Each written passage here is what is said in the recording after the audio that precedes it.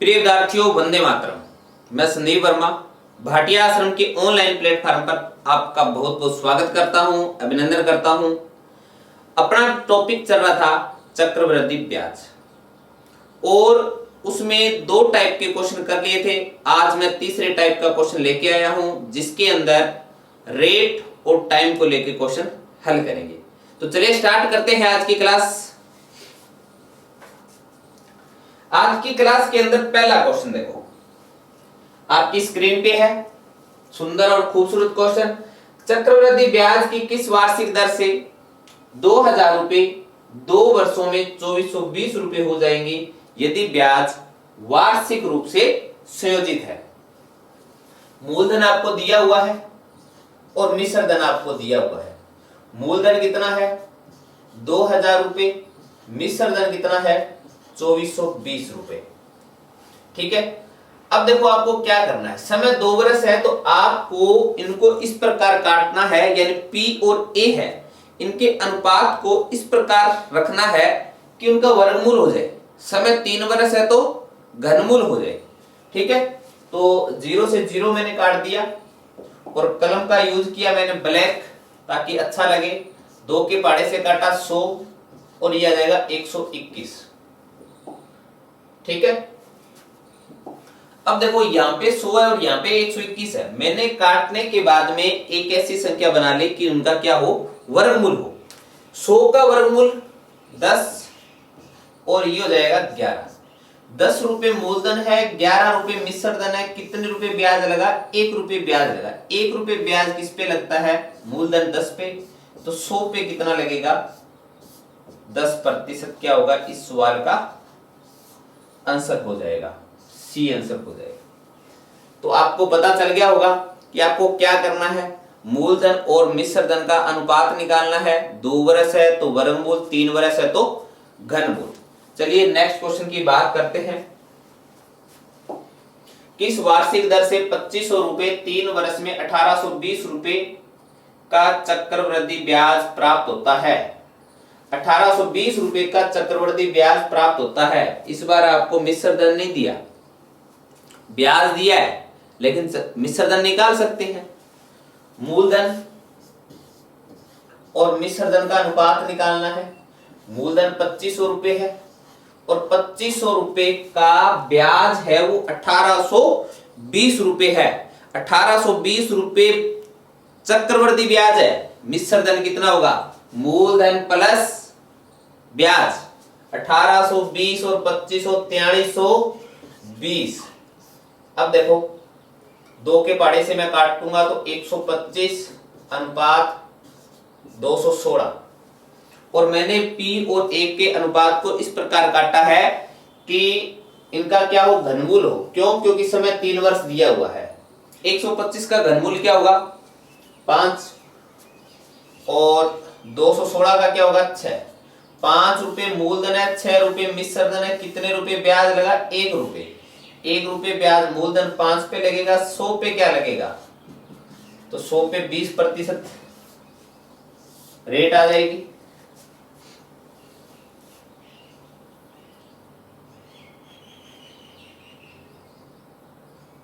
Next देखिए, कोई धनराशि चक्रवृद्धि ब्याज पर 2 वर्षों में 15,000 रुपए तथा 4 वर्षों में 17,496 रुपए हो जाती है। जब क्वेश्चन में आ जाए हो जाती है, हो गया, होगा, तो वो क्या होता है, मिश्र धन होता है। तो यहां अपने पास मूलधन है 15,000 रुपए और मिश्र धन है 17,496 रुपए। ठीक है। अब देखो क्या करना है, 2 वर्षों में यानी 2 वर्ष बाद 15,000 रुपए। अब 2 वर्ष बाद 15,000 रुपए, लेकिन तीसरा वर्ष स्टार्ट होगा तो 15,000 रुपए किसका काम करेगा, मूलधन का काम करेगा। तो मैंने यहां पे 15,000 रुपए मूलधन ले लिया। तीसरा वर्ष और चौथा वर्ष समाप्त होगा तो 17,496 रुपए किसका काम करेगा, मिश्र धन का काम करेगा। तो मिश्र धन मैंने 17,496 ले ली। अब देखो 2 वर्ष से 4 वर्ष होने में 2 वर्ष का समय लगा। इसका मतलब अपने को मूलधन और मिश्र धन का क्या करना पड़ेगा, वर्गमूल करना पड़ेगा। तो अपने इनको इस प्रकार काटते हैं कि इनका क्या हो जाए वर्गमूल, और इनको अपने किस 6 के पहाड़े से काट के देखते हैं।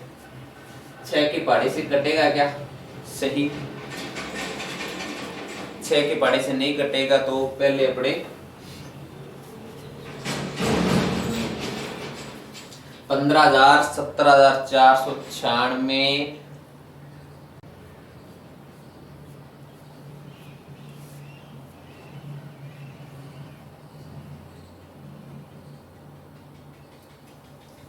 4 3 12 3 के पहाड़े से काट लेते हैं पहले, क्योंकि देखो 4 का भाजकता का नियम आपको पता है भी, लास्ट के 2 अंक है वो 4 से कट जाते हैं तो वो 4 से पूरी संख्या विभाजित हो जाती है। यहाँ लास्ट में 96, तो मेरे को पता है कि ये पूरी संख्या 17,496 4 से कट जाएगी।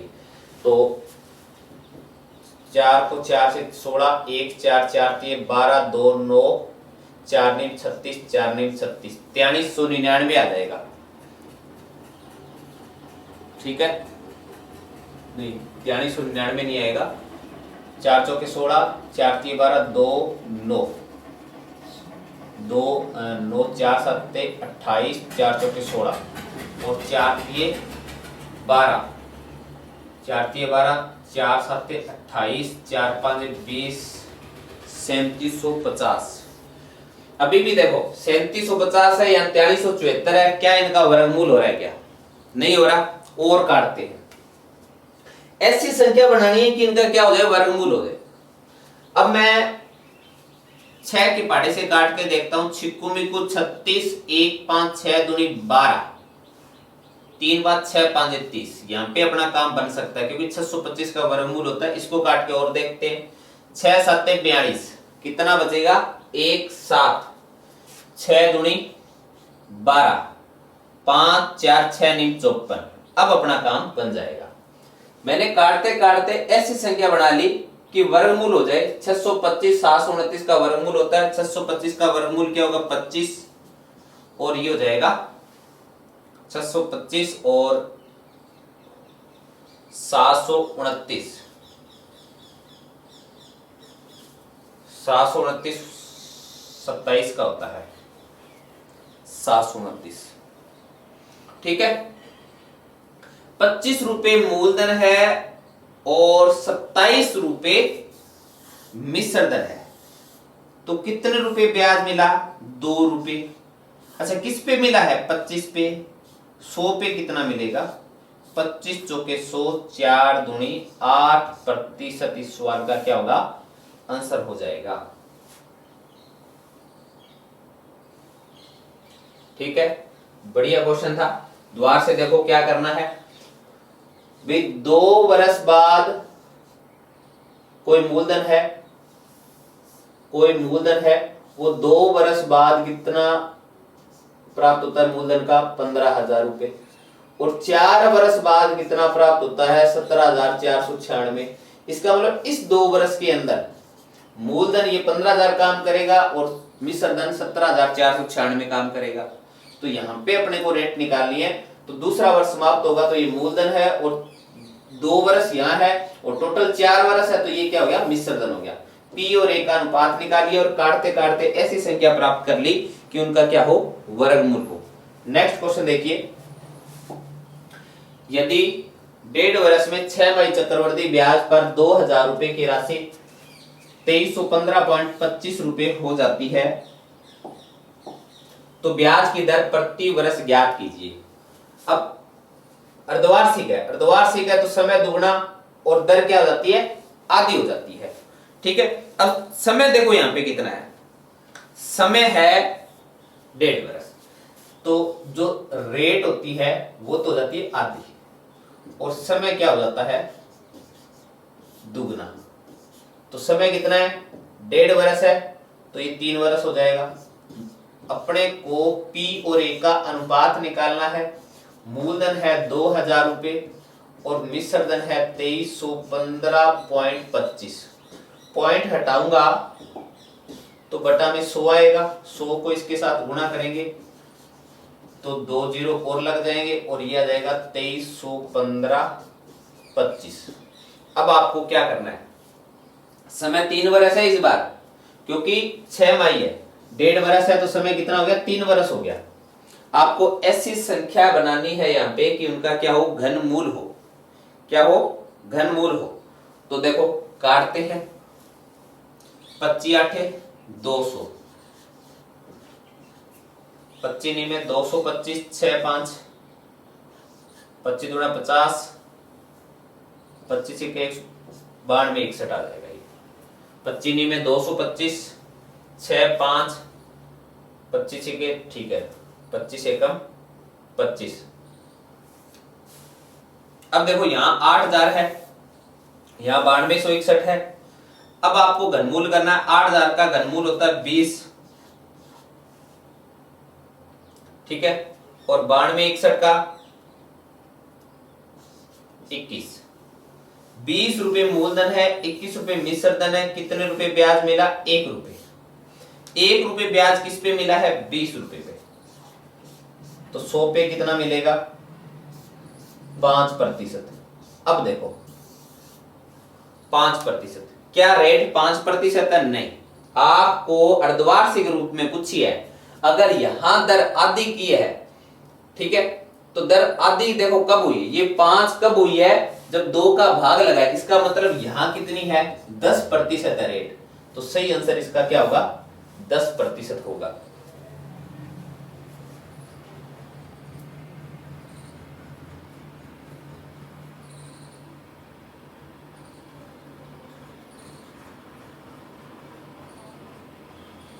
बात समझ में आई?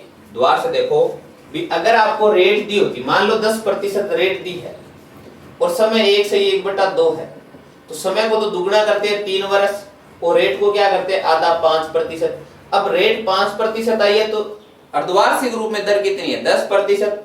और मान लो समय पूछ लिया जाता 3 है, तो अर्धवार्षिक रूप में समय कितना होता, 1.5 वर्ष होता, क्योंकि जो अपने ये हल कर रहे हैं वो वार्षिक रूप में हल कर रहे हैं। ठीक है, नेक्स्ट क्वेश्चन देखिए, यदि कोई धन वार्षिक चक्रवृद्धि ब्याज की दर पर 3 वर्ष में मूलधन का 3 से 3/8 गुना हो जाता है तो ब्याज की वार्षिक दर ज्ञात कीजिए। कोई मूलधन है, देखो क्वेश्चन के अंदर जब भी आता है इतने गुना हो जाता है, तो मूलधन को आप 1 रुपए मान लो। अच्छा, मूलधन 1 रुपए है तो मिश्र धन कितने गुना हो गया, मूलधन का 3 से 3/8 गुना हो गया। 1:8 3 24 और 3 27/8 गुना हो गया। अनुपात आ गया 8:27। यहां तक आपको समझ में आ गया, कोई दिक्कत नहीं है। अब देखो समय कितना है, समय 3 वर्ष है। समय 3 वर्ष है तो यहां अपने क्या करेंगे, घनमूल करेंगे।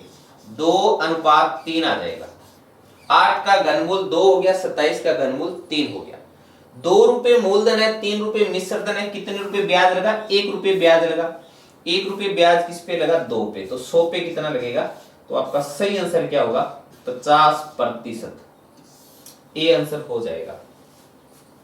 उम्मीद करता हूं कि आपको अच्छे से समझ में आ रहा होगा। चलिए नेक्स्ट क्वेश्चन की ओर बढ़ते हैं। नेक्स्ट क्वेश्चन है समय के लिए।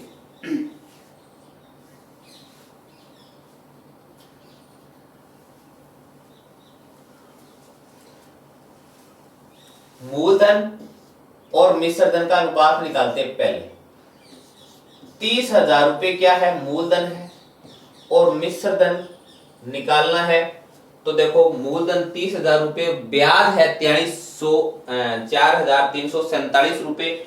तो n का मान, n है समय, तो ये कितना हो जाएगा, 3 4 3 4 7। ठीक है, अब देखो क्या करना है, जब समय निकालना हो तो क्या करना है, रेट कितनी है, 7% है। तो अगर 100 रुपए मूलधन है और 7 रुपए ब्याज है, तो मिश्र धन देखो कितना हो जाएगा, 160। 7% है तो 7/100। 100 रुपए मूलधन, 7 रुपए ब्याज, तो मिश्र धन कितना हो गया, 160। अब मेरे को ये बताओ भी, मैं 100 की पावर क्या करूं कि ये 30,000 बन जाए, या 160 की पावर क्या करूं कि 34,347 बन जाए।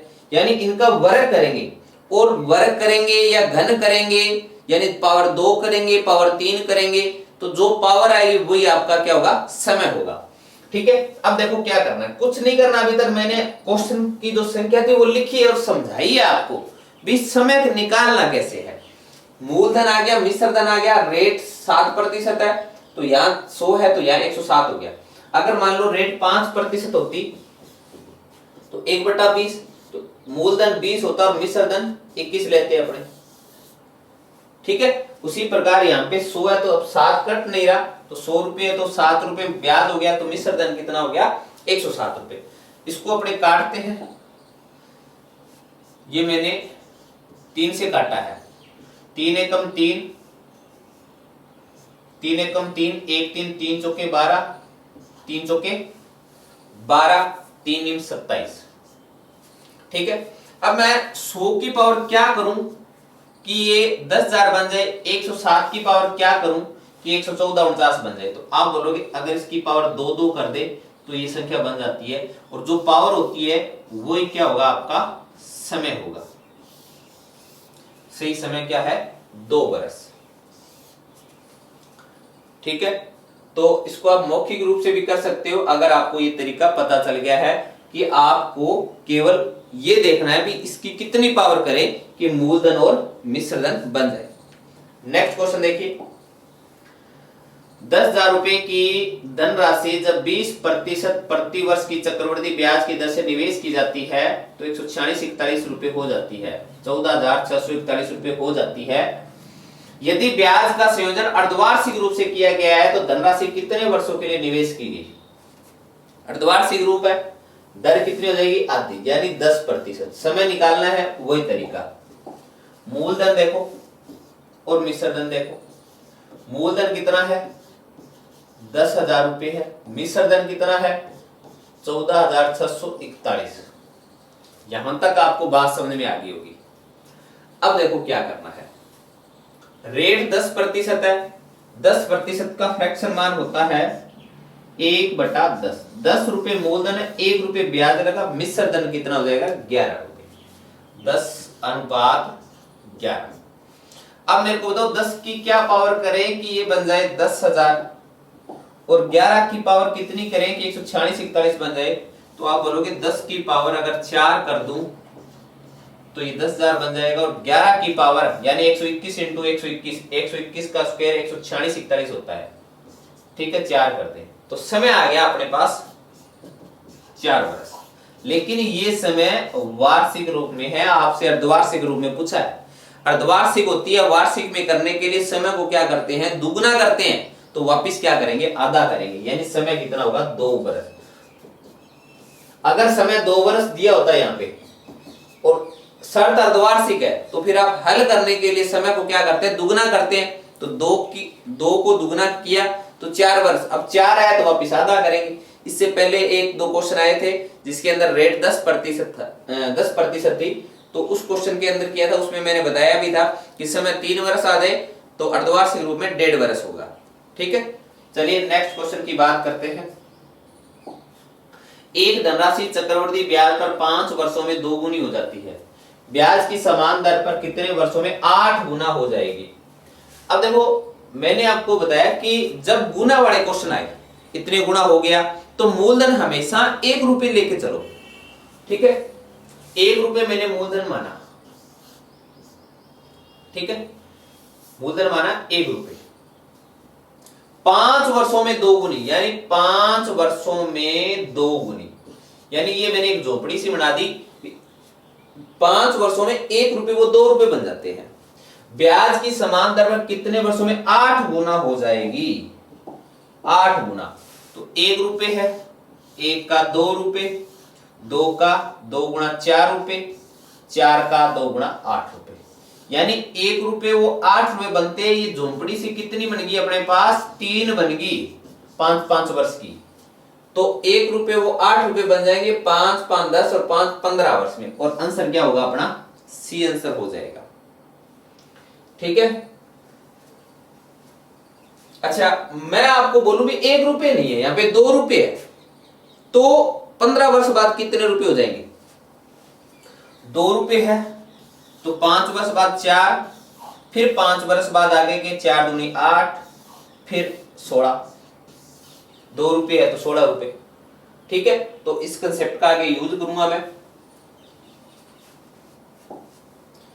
यदि कोई राशि चक्रवृद्धि ब्याज की दर से 4 वर्षों में 2 गुनी हो जाती है, 4 वर्षों में 2 गुनी हो जाती है, 1 रुपये है, और 4 वर्ष में 2 गुनी मतलब 2 रुपये हो गए, तो वही राशि उतनी ब्याज की दर से कितने वर्षों में 8 गुनी हो जाएगी? 8 गुनी, 2 का 4, 4 का 8, 1 रुपये है वो 4 वर्ष में 2 गुना 2, 2 का 4, 4 का 8, और ये एक झोंपड़ी है वो 4 वर्ष की है, तो 3 झोंपड़ी बनी है अपने पास डायग्राम के अंदर, तो कितना हो जाएगा? 4 दिए 12 वर्ष।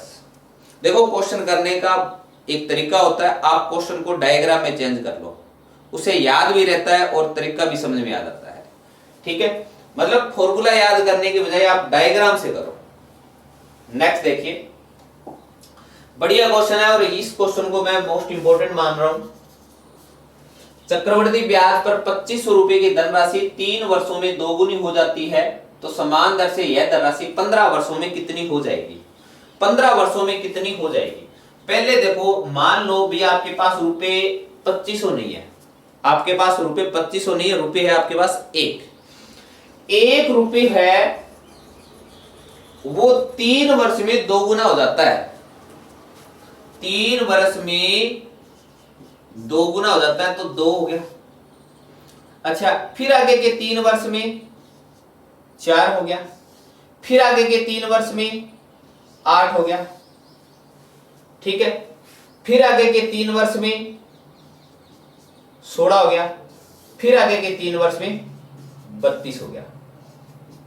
देखो 15 वर्ष की बात की, 3 3 6, 3 9 12 और 3 15। अगर 1 रुपया आप धन जमा करवाते हो तो 1 रुपये 15 वर्ष में 32 रुपये बन जाएंगे। अच्छा, मैं 2 रुपये अगर धन जमा करवाता हूं तो मेरे को बता सकते हो कि 15 वर्ष में कितना हो जाएगा?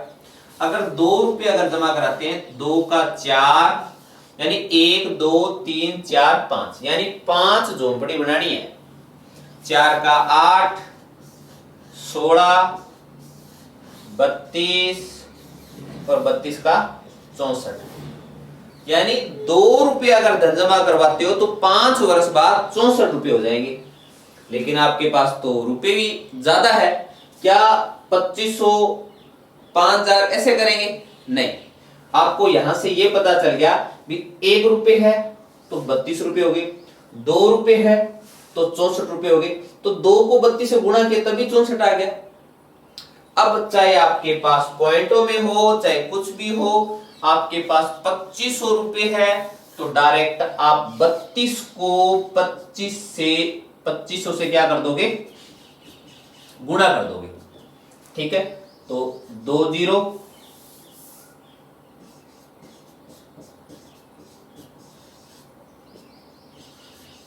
25 दूना 50, 5 25 75 और 5 80,000 रुपए हो जाएंगे।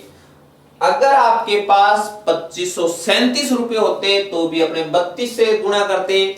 अगर यहां पे आपको बोल दे कि 2532.37 रुपए है तो भी आप 32 से गुणा करोगे, आंसर निकाल दोगे। ठीक है, तो ये कंसेप्ट आपको समझ में आ गया होगा और ये क्वेश्चन इंपॉर्टेंट भी है। नेक्स्ट क्लास में फिर अपने मिलेंगे इसी उत्साह और उमंग के साथ। तब तक के लिए अपना ख्याल रखिए। जय हिंद, जय भारत।